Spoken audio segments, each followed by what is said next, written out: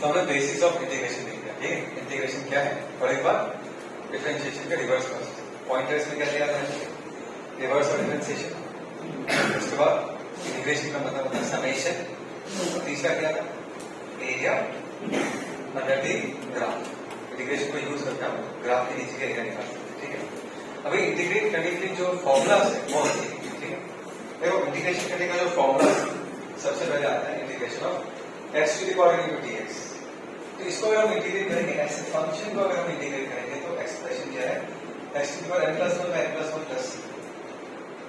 x to the power n plus 1 by n plus 1 plus c, ये हो गया formula.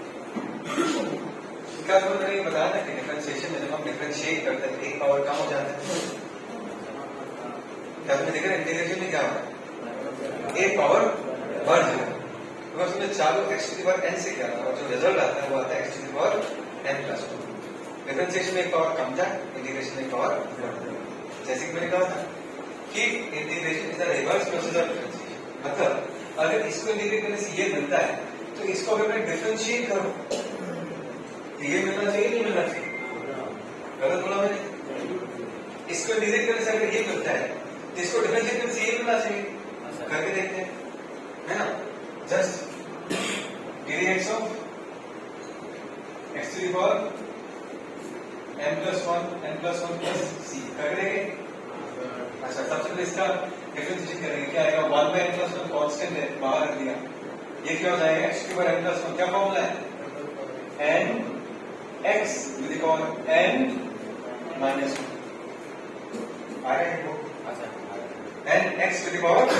n minus 1, उसको जब हम c को डिफरेंशिएट करेंगे तो क्या निकल के आएगा, 0 प्लस और माइनस में चला गया, अभी क्या निकल के आएगा, x to the power। ये तो बोला था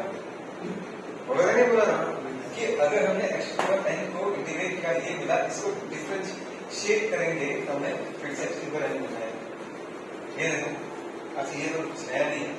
integration of dx is x plus c। अच्छा, प्लस c क्यों लिखते हैं, c जो है एक कांस्टेंट है, ठीक है, दिस इज अ कांस्टेंट। और इसको मैं थोड़ी देर बाद समझाऊंगा कि हम c क्यों लिखते हैं, प्लस c लिखने के पीछे का रीजन क्या है, कुछ देर बाद बताऊंगा, ठीक है। इंटीग्रेट करने के बाद हमें एक एक्सप्रेशन लिखना पड़ता है, उसके बाद एक प्लस c लिखना पड़ता है, रीजन थोड़ा देर वेट करना पड़ता है। और इस इंटीग्रेशन ऑफ dx, बहुत सारे dx को ऐड करोगे, dx plus dx plus dx plus dx क्या मिलेगा, पूरा लेंथ मिलेगा x प्लस। या तुम इसको इस तरीके से भी सोच सकते हो, क्या मैं इंटीग्रेशन ऑफ dx को x to the power 0 into dx लिख सकता हूं, तो दिक्कत है किसी को, क्या मैं इंटीग्रेशन ऑफ dx को x to the power 0 into dx लिख सकता हूं, ये फॉर्मूला यूज करके इस फॉर्मूला हम क्या लिख सकते हैं, x to the power n plus 1 by n plus 1 plus c, क्या निकल गया, x plus c। क्या तुम्हें समझ में आ रहा है मैं क्या बोल रहा हूँ, बोलो। यहाँ पर एक इंपॉर्टेंट चीज मैं बोलना भूल गया, यहाँ पर n क्या करना, in this case here n cannot be equal to minus 1, कब अनडिफाइंड हो जाएगा, n का मतलब माइनस 1 हो गया तो नीचे वाला क्वांटिटी क्या हो जाएगा, 0, एक्सप्रेशन बिकम अनडिफाइंड। ये formula n equal to minus 1 के लिए वैलिड नहीं, समझ रहे हो, दिक्कत। आगे बढ़े, चलो ध्यान देना ना, और integration of sin x into dx minus cos x plus, और उसको उल्टा डिफरेंशिएट करोगे आएगा नहीं आएगा, और इस dx को माइनस cos x, माइनस से पहले से cos x का differentiation minus sin x, minus में इसको जाएगा प्लस, ऐसे करके तुम हर एक को चेक कर सकते हो,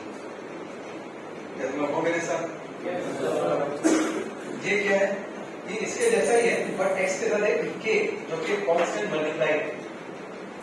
क्या मैं k को x का साथ में ला सकता हूँ, कोएफिशिएंट ऑफ x, तो याद रखना जैसे कि integration of sin x into dx minus cos x plus c होता है, integration of sin k into dx minus cos kx by x का जो साथी है उससे डिवाइड करना है, x का साथी कौन है, k, तो k से डिवाइड कर देना प्लस, समझ में आया। जैसे इस केस में integration of cos x into dx क्या है, माइनस sin x प्लस, हाँ sorry sir, plus sin x plus, ये सब एक बार इस टर्म को डिफरेंशिएट करके देखो क्या तुम्हें cos x मिलना है, डीरेक्स ऑफ साइन एक्स क्या आ जाएगा cos x प्लस c का डिफरेंशिएशन क्या आएगा c cos x मिल गया मिला ही नहीं मिला आपको है ना गाइस ऐसे हम कहते हैं कि differentiation is the reverse process of what integration ये हो गया sin x प्लस लेकिन नेक्स्ट स्टेप में अगर आप अगर k लिखोगे तो फार्मूला में क्या चेंज आया जो पहले लिखा था सॉरी प्लस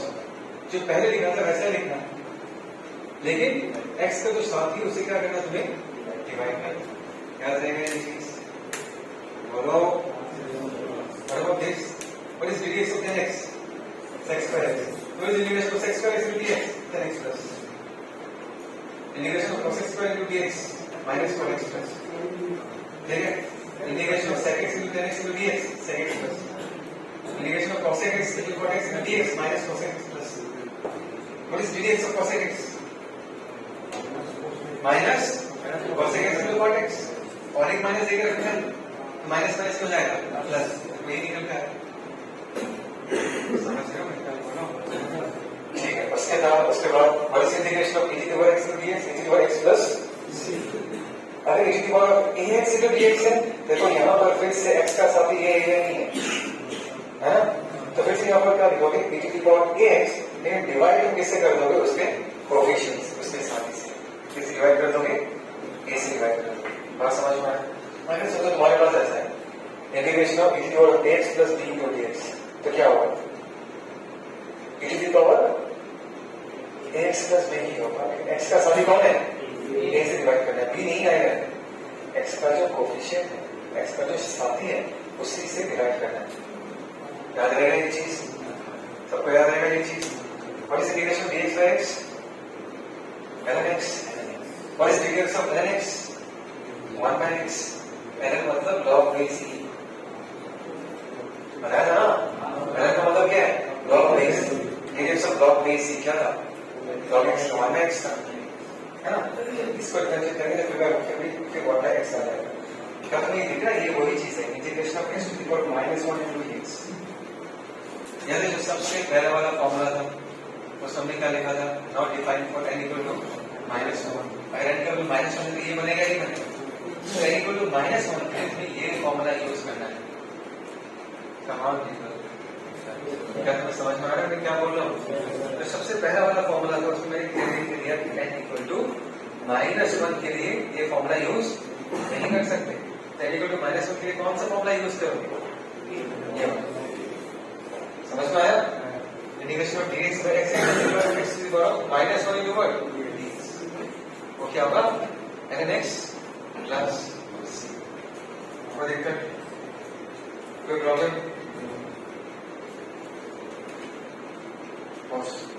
सब लोगों के मन में ऐसा डाउट है कि सर प्लस सी क्यों लिखते हो प्लस सी कांस्टेंट है ठीक है अब एक बात बताओ कि एक्स स्क्वायर को अगर मैं डिफरेंशिएट करता हूं क्या मिलेगा ट्वाइस एक्स को इंटीग्रेट करूंगा तो क्या मिलेगा बात करेक्ट अभी देखो अगर एक्स स्क्वायर नहीं होगे एक्स स्क्वायर प्लस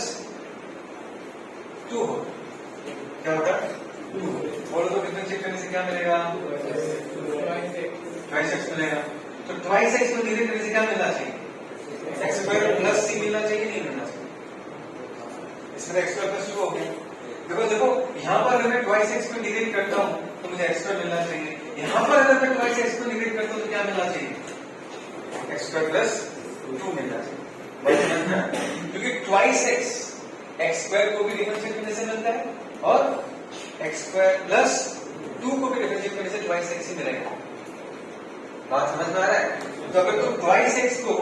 इंटीग्रेट करोगे तो तुम्हें उसका रिजल्ट क्या मिलेगा एक्स स्क्वायर लिखना गलत होगा ना कभी तो +2 +3 +4 +1 कुछ कांस्टेंट तो हो सकता है ना उसके साथ तुम समझ पा लो मैं क्या बोल रहा हूँ मैंने कहा कि ट्वाइस एक्स को इंटीग्रेट करके तुमने डायरेक्ट एक्स को लिख दिया वो सारे केसेस को कवर करेगा क्या सारे और केसेस को तो कवर नहीं करेगा कभी कभी तुम्हारा ओरिजिनल फंक्शन एक्स स्क्वायर नहीं होके एक्स स्क्वायर प्लस सी भी तो हो सकता है तो उस केस को कवर अप करने के लिए हम क्या डाल देते हैं सी डाल ताकि सारे केसेस कवर अप हो जाए क्योंकि एक्स स्क्वायर का भी डिफरेंशिएशन 2x आएगा एक्स स्क्वायर प्लस 1 का भी 2x आएगा एक्स स्क्वायर का 2 का भी 2x आएगा एक्स स्क्वायर प्लस 3 का भी 2x है, तो 2x को अगर इंटीग्रेट करोगे तो खाली x को लिखोगे क्या लिखना है तुम्हें x स्क्वायर प्लस c लिखना है, बिकॉज हम लोग एक्सप्रेशन लिख रहे हैं, कोई वैल्यू नहीं लिख रहे, है ना? समझ में आ रहा है क्या बोल रहा हूँ? श्योर? तो पॉज करें। आई होप तो सबको ये वाला पार्ट समझ में आया। सी हम क्यों डालते हैं? सी हम क्यों डालते हैं? डालते सी को उसने देखो पता डालते क्यों है? ताकि वो सारे केसेस को कवर अप कर सके, पता है ना? एक्स स्क्वायर को डिफरेंशिएट करोगे ट्वाइस एक्स मिलेगा, एक्स स्क्वायर प्लस 2 को डिफरेंशिएट करोगे ट्वाइस एक्स मिलेगा, तो ट्वाइस एक्स को डिवाइड करने से क्या मिलना चाहिए? इस केस में एक्स स्क्वायर मिलना चाहिए, इस केस में एक्स स्क्वायर प्लस मिलना चाहिए, तो फॉर्मूला तो सारे केसेस को कवर करेगा ना, इसलिए उसमें प्लस सी लिख रहे हैं। अगर नहीं है कोई तो सी का वैल्यू क्या होगा? सी। सेकंड केस में सी का वैल्यू क्या होगा? 2। समझ में आया? इन सारे केसेस को कवर करने के लिए एक प्लस सी जोड़ते हैं। सबको आया समझ में? और डाउट क्या?